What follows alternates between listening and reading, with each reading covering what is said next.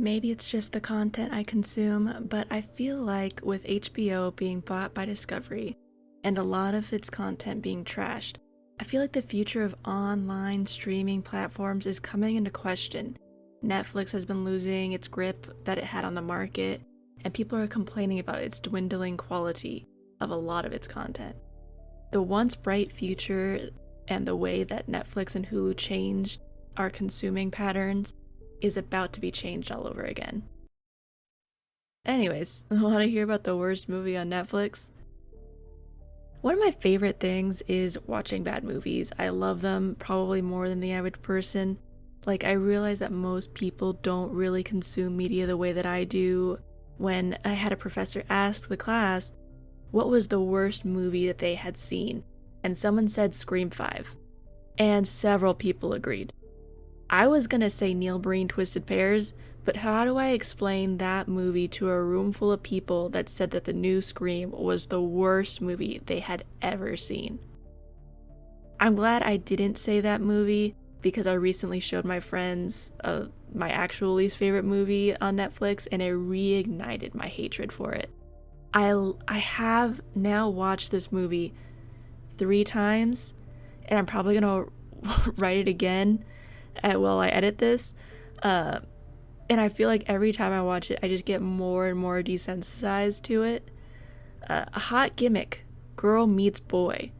This is a 2019 adaptation of the manga Hot Gimmick. The director and writer for this film is Yuki Yamamoto, who is an award-winning director. For the first movie she ever wrote and directed, Count 5 to Dream of You. She won Best New Director at the 24th Japanese Film Professional Award. I haven't seen it, and she has done multiple music videos, and Hot Gimmick is her third movie, so I have to hope that this is the black sheep of her filmography. I don't have much to say about the acting.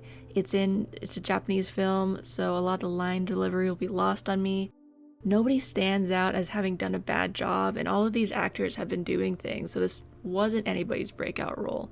So I don't really feel bad tearing it apart as much as I'm going to. A few of the actors have even worked together in a 2015 film, The World of Kaneko. As far as cinematography, it is at some points probably the most nauseating thing I have ever watched. Just because the shots can't stay still for a second, the camera shots move so rapidly. I think the director tried to make this movie to be aesthetic. And there are some parts that do have like the pretty neon lights and very picturesque locations. But we are yanked around so much, it's hard to focus on what's actually happening in the actually nice shots. The IMDb rating for this movie is way too high. It's at like 5 out of 10. And there's one review that has it at a 10 out of 10, praising the editing and the story for feeling like a real story, which is delusional, and I'll tell you why. The movie has one of the most insane plot lines, but that's to be expected from a movie based on a shoujo manga, and I'm going to spoil every part of this movie. So if you want to watch it, take the time and do it now. Just go do it. Do it now. If you're going to watch it, I'm going to go through the entire plot just so you fully understand how insane this movie is. We have 4 main characters. Hatsumi is our main girl, and then 3 persons of interest. Ryoki, the greasy-looking incel nerd, Azusa, the childhood friend turned idol, who Hatsumi has a big crush on, and Shinogu, who is Hatsumi's older brother and is constantly getting her out of trouble. We start off with a scene so confusing. I still don't fully understand it after having watched it 3 times. The movie starts with Hatsumi and her little sister.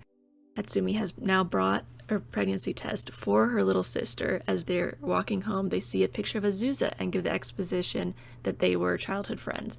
Hatsumi makes her sister check to make sure that she got the right pregnancy test. In the bag, there's also a holographic box, which I'm assuming the Japanese audience would know what it is, but it's never explained for us, and it annoys the little sister, who says that she is going to choose how she feels today. They run into Shinogu on the bridge, which is the bridge where everybody will run into everybody. He asks if they're doing okay. Hatsumi says yeah, but expresses concern for him because he's been taking extra shifts at work, and the little sister runs ahead. As he walks away, the little sister starts throwing a fit over how a good girl like Hatsumi could never understand her and starts spinning the bag to the point where the pregnancy test flies out, and Ryoku, who just happens to be riding on the path underneath the bridge, happens to catch it and rides off. Hatsumi then throws the holographic box off the bridge as Azusa drives by, and all of our main guys have a looking back montage where it sounds like a dramatic version of Baba Black Sheep plays in the background.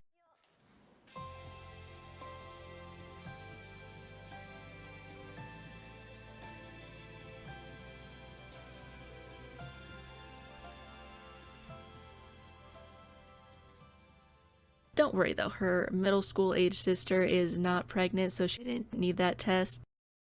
And as Hatsumi is heading to school, she is then stopped by Ryoki, who calls her the pregnant woman.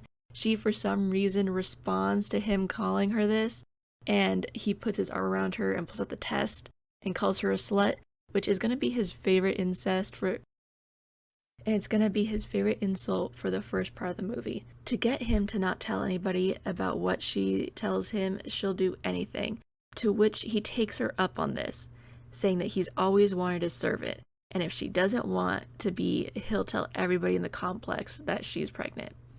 Side note, I'm saying servant because that's what the subtitles now say, but I distinctly remember it being slave before. Slave is even in the description for the movie on Netflix, so at one point in the past few years, they toned down the language.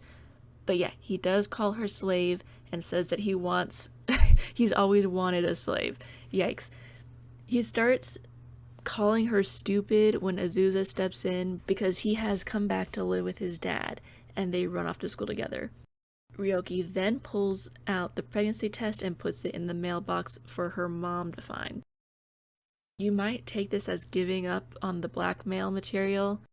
Maybe he has a change of heart, but no, don't worry, he is still awful for the rest of the movie. Azusa and Hatsumi run into each other, and Hatsumi shows him around the neighborhood, and they reminisce, and Azusa asks how her dad is. She says that he's always away on business, which explains why we will never see him pretty much. Azusa is very direct and asks if she's dating anyone, or has dated anyone, and she asks, why are you interested? And he says it's because he wants to be her boyfriend. As they move on, the rat man Ryoki shoulder checks Hatsumi out of nowhere and demands that she take his heavy backpack and go to prep school with him. And that's an order. Azusa is obviously like, what the hell's going on? And Hatsumi quickly goes with, and this leads to most uncomfortable scene in the movie. At the train station, Ryoki calls Hatsumi stupid for believing Azusa could ever be into her, and then starts calling her a slut and tramp, and quotes the Bible at her, "Thou shalt not commit adultery," which makes no sense. He has clearly made this servant-master relationship to be more than it is in his head. Up until this point, he has made zero romantic move or suggestion. In fact, he has been nothing less than abusive in both language and action. I wouldn't even say that he qualifies as an enemies to lover trope because Hatsumi is showed to be so weak-willed and unable to stand up for herself at any point that she always keeps her head down and she can't even look family members in the eye. He starts calling her names and then calls women boring. He goes on a whole incel rant about how she always gets away with everything because she's cute. If this took place in America, I would suggest Tatsumi not show up to school tomorrow, because this guy is crazy. At the end, she tells him that she's sorry for pissing him off, and he demands that she kiss him because he thinks that she only likes Azusa because she was exposed to him and he pays attention to her. So if she kisses him, she'll like him. This is the most hormone seller person. I don't even know. He then gets upset because the kiss doesn't meet his standard, and they bump noses, and then he rides off to class. And 20 minutes in, boom, we get our title card. This movie is 2 hours long, and so much happens. This was just 20 minutes. Just 20 minutes. Holy shit. We meet back up at the apartment building where Azusa is waiting to ask Hatsumi about her relationship with Ryoki, and she admits that they're not dating. In the background of this scene, there's a hip hop remix version of Sugar Plum Fairy playing in the background. すげえ意外なカップルっすね。違うってば。わかったわかった。もういいよ。We are shown Ryoki in classroom with his friends after a test, and we find out that he has top grades on the national level, which of course he does. He's from a shoujo manga. There always has to be one person at the top of his grade level. We also find out that his friends share his misogynistic view, which is fun. When asked why he doesn't want to join them when they go out to meet girls from a different school, he says he doesn't have a girlfriend, but instead has a personal servant. And who does the group run into on the streets of Shibuya right after? Hatsumi and her little sister, yay!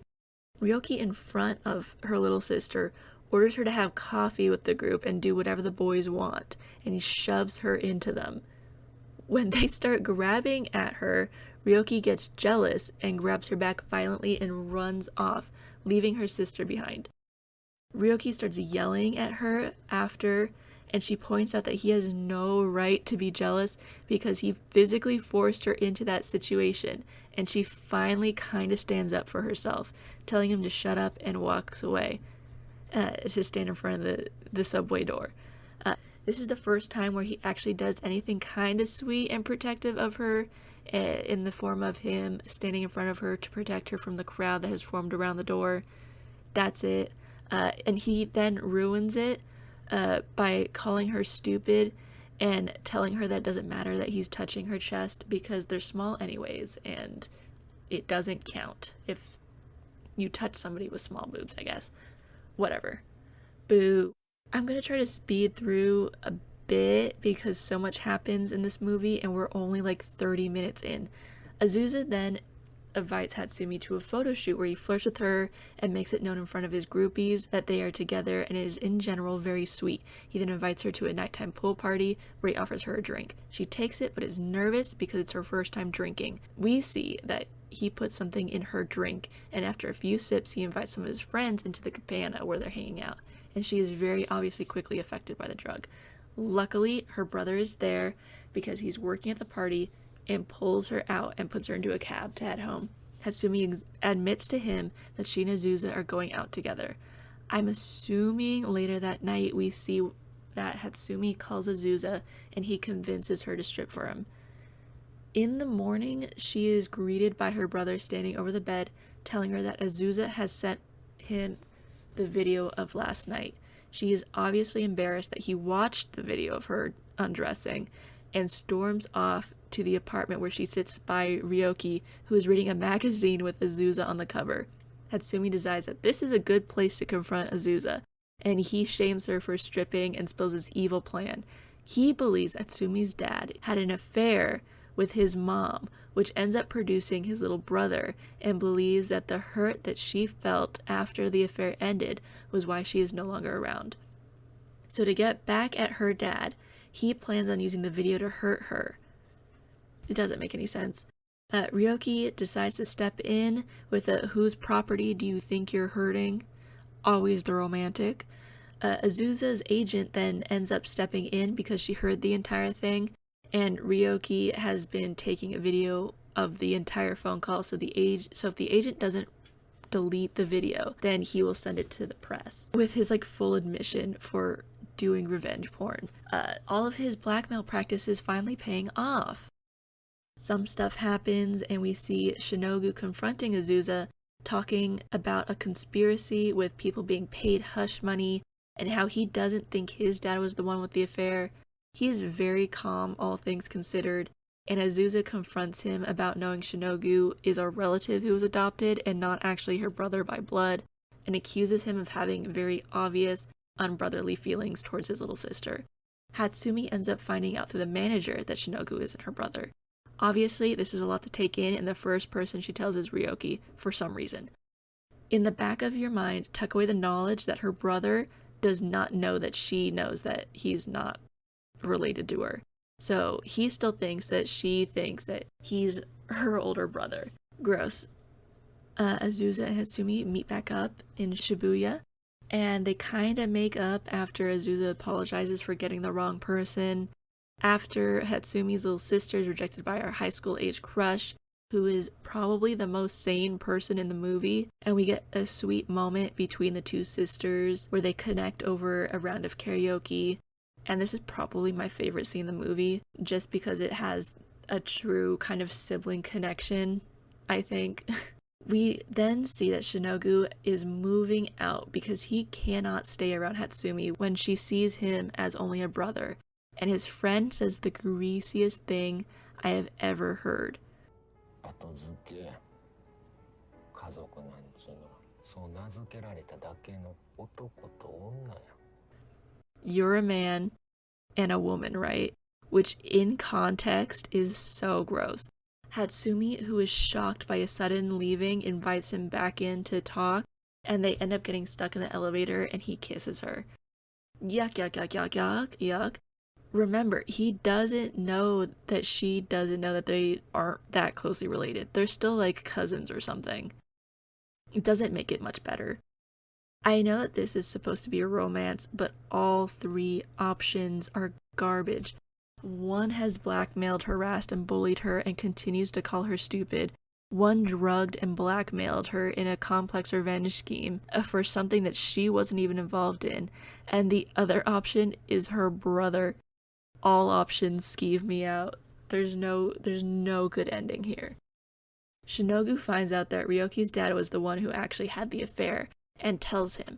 Ryoki invites Hatsumi to a love hotel where, in the grossest way possible, Ryoki tells Hatsumi that he wants to do it raw and have a baby with her, and admits that he wants to baby trap her, basically. Which, again, always the romantic, always so charming. They end up not doing it because he just starts crying and tells her that it was his father that had the affair with Azusa's mom, and Ryoki says that it has nothing to do with them, which is probably the most correct thing he has ever said the entire movie.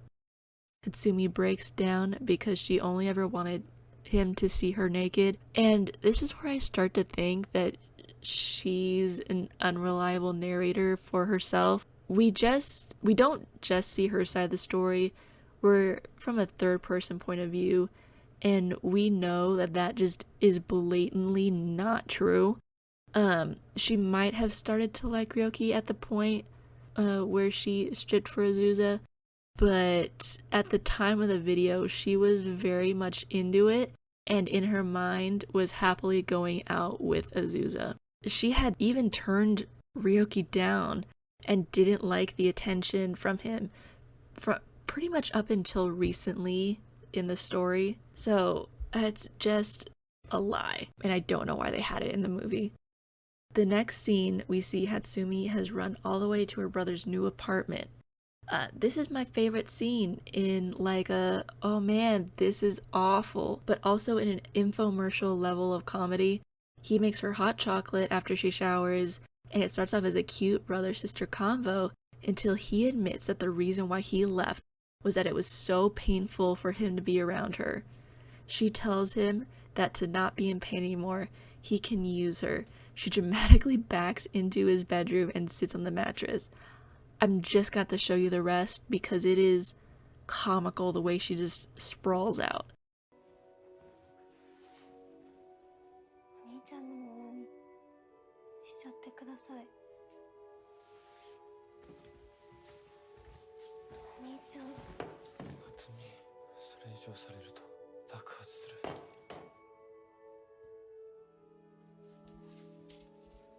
これからいつでも俺が守るよ。I lost my mind the first time I saw this. The seriousness and the fear I had that this was going to turn into incest was fully overridden by how bizarre the interaction between these two was. Like two aliens trying to figure out how to human. To make things even grosser, we are shown that he has just one picture on his wall, and it's only of her. None of the other family members, just her. He views her in this very innocent lens throughout the story, and it's very weird that he also has these obvious, very protective older brother vibes mixed with this gross sexual feeling that he has, and it really puts an awful lens on his other actions throughout the film. It feels like grooming almost, and Hatsumi almost ends up with him. Azusa goes to talk to her at the school and teases her for picking him, to which she says he makes her feel safe. Yeah, sure. That's what you can call it, I guess. But before she can fully commit to him, she admits that she feels empty and wants to live for herself and make her own choice, which is, drumroll please, Ryoki, yay!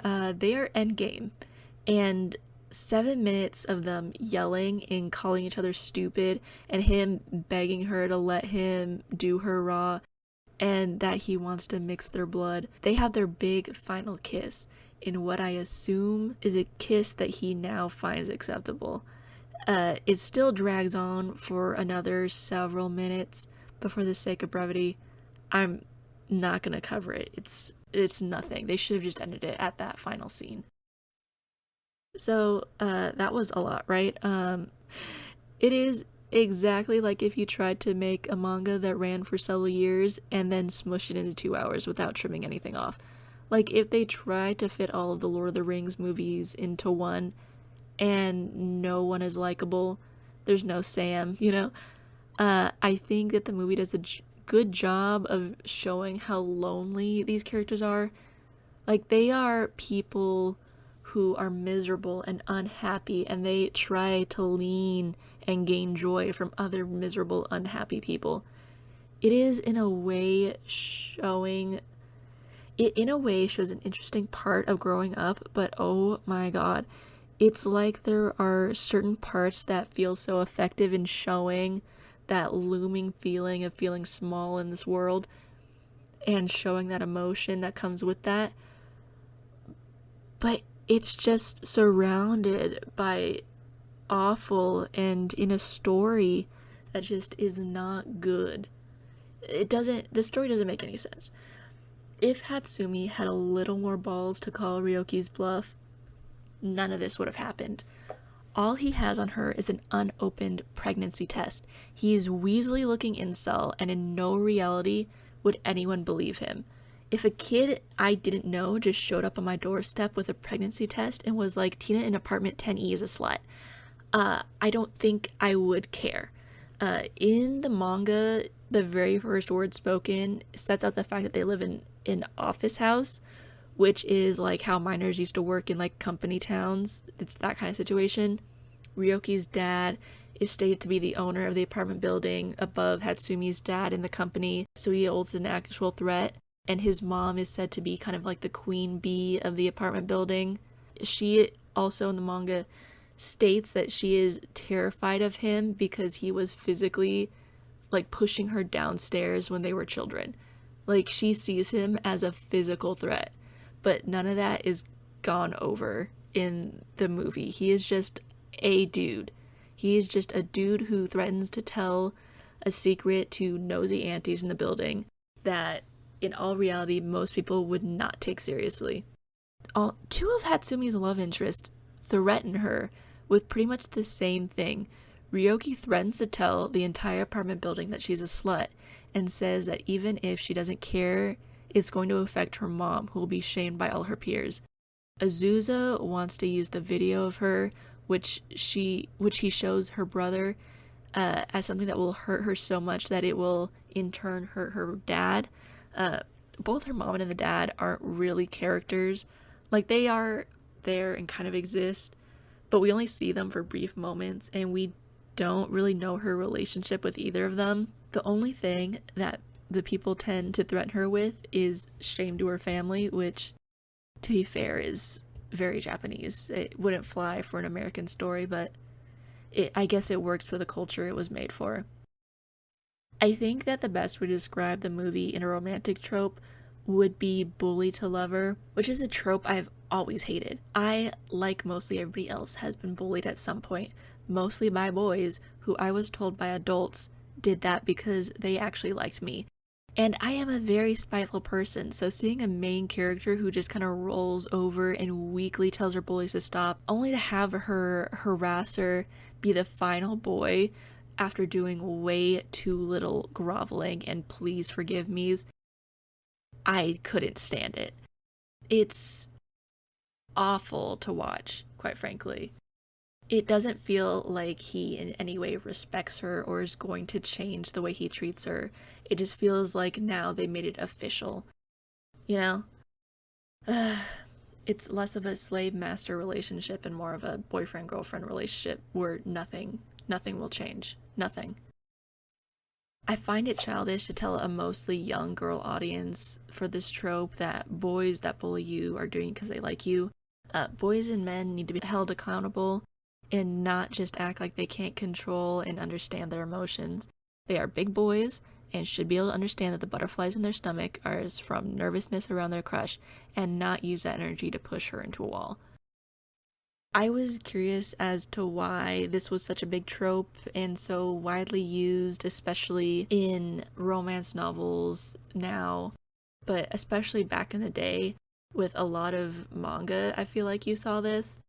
And I found a couple of okay explanations. A lot of people said that it was because this type of person was the opposite of the romantic partners IRL, so they like to explore that when they read. But I think my personal favorite reason came from Reddit, where someone points out that it is a power dynamic where one person is solely focused on you and can even become jealous if somebody else picks on you. Kind of like when Ryoki becomes enraged that Azusa is now threatening his personal slave, right? Full circle, tying it back in. Anyways, final thoughts on this movie. It probably doesn't deserve the amount of time that I have given it. It's a bad watch. If you want to waste 2 hours to rage and fake incest, freak out your friends, I guess this is the movie for you. I recommend doing it to your friends who are maybe a little inebriated, at least enough where they won't notice the 2-hour-long timestamp. And you could just kind of see who taps out first. It is truly a marathon of a movie, and that's how I would describe it. That's it. I hope the rest of your day or night is fantastic. Bye!